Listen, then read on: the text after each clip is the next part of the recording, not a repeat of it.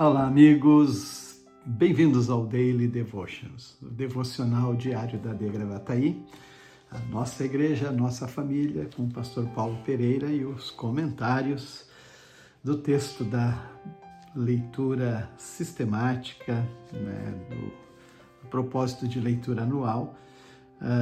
Mas para a porção de hoje estamos em Ezequiel, capítulos 31 e 32, E como é bom quando a gente vai observando que o profeta Ezequiel, ele situaliza a sua profecia dentro do calendário que está também se movimentando as coisas no entorno desse momento que vivia a Babilônia, de conquistas, destruindo cidades e levando cativos pessoas para a Babilônia, e foi a vez de Israel, quando Deus permite, então, por todos os seus pecados, desvios, injustiças, então a Babilônia destrói Jerusalém e o templo. E aqui, dentro do que o profeta está delineando no calendário, o ano é o 587. Então, essa profecia ele está registrando entre 587 e 585, e nesse meio tem o 586, que é a data que marca a destruição de Jerusalém e do templo. Mas as coisas não eram somente dentro de uma questão de um foco local. É interessante como o Senhor mostra para o profeta como que se comportavam também o entorno, as nações, a importância dessas nações, tanto na história quanto naqueles dias, as nações da volta.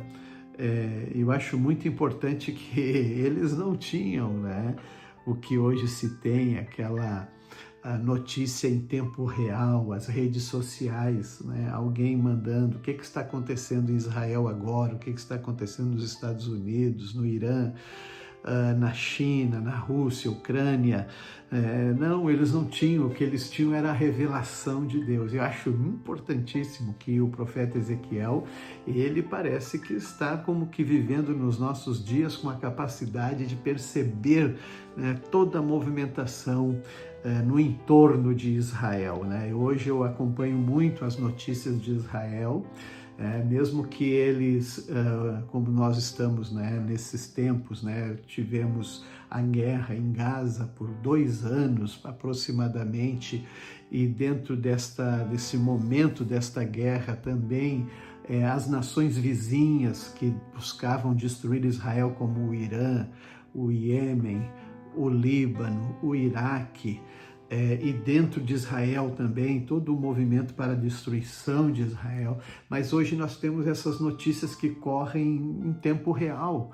Mas eu fico maravilhado como que o profeta Ezequiel, e aqui agora ele lança um olhar sobre o Egito e toma por base também a Síria, para mostrar ao Egito o que Deus também vai fazer com o Egito, pois a Síria ela caiu também diante do poder da Babilônia, e o Egito vai acontecer o mesmo, e a profecia é direta para o faraó e toda a multidão do Egito. Então é o que a ênfase que se dá nesses capítulos aqui. Quando o faraó e todo o seu exército chegarem, ficarão consolados, porque não foram os únicos que perderam suas multidões nas batalhas, diz o Senhor soberano.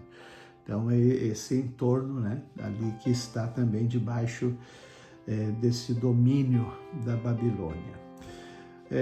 A carta aos Hebreus, capítulo 12, ele é também maravilhoso, fala a inspiração, a pregação para os crentes hebreus, para eles aqui viver em paz com todos e procurar uma vida santa, sem a qual ninguém verá o Senhor.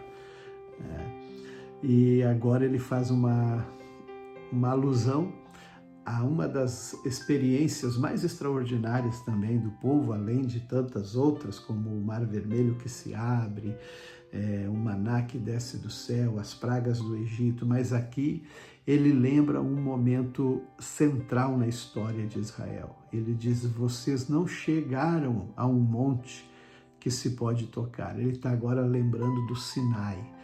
Quando Israel chega no Sinai e Deus desce no monte, um lugar de fogo ardente, escuridão e trevas, vendaval, toque de trombeta, a voz terrível. Aqueles que ouviram suplicaram para que, Moisés trouxesse a palavra. O tamanho pavor que eles tiveram, da presença extraordinária de Deus. O próprio Moisés, ele disse: fiquei apavorado e tremendo de medo. Mas vocês chegaram a um monte Sião. Não foi o Sinai, mas ao monte Sião, a cidade do Deus vivo. Por que monte Sião? Sião é o aspecto espiritual, sabe, de um propósito eterno de Deus com Jerusalém, a terra de Israel.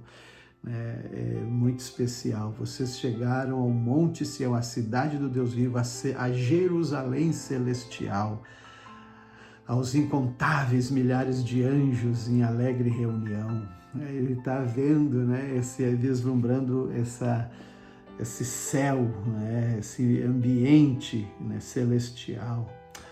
Quando Deus falou naquela ocasião, a sua voz fez tremer.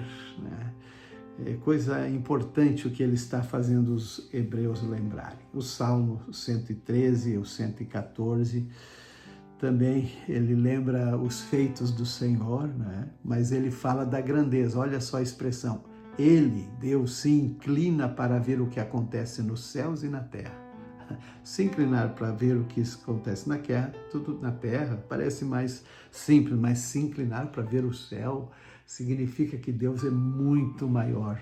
Glória a Deus, E ele transformou a rocha em açude, do rochedo fez nascer uma fonte de água. É claro que ele está lembrando do milagre, da rocha que saiu água, que Moisés bateu na rocha e supriu. Só que, gente, no deserto ninguém pode imaginar quanto isso foi precioso da parte de Deus, essa provisão.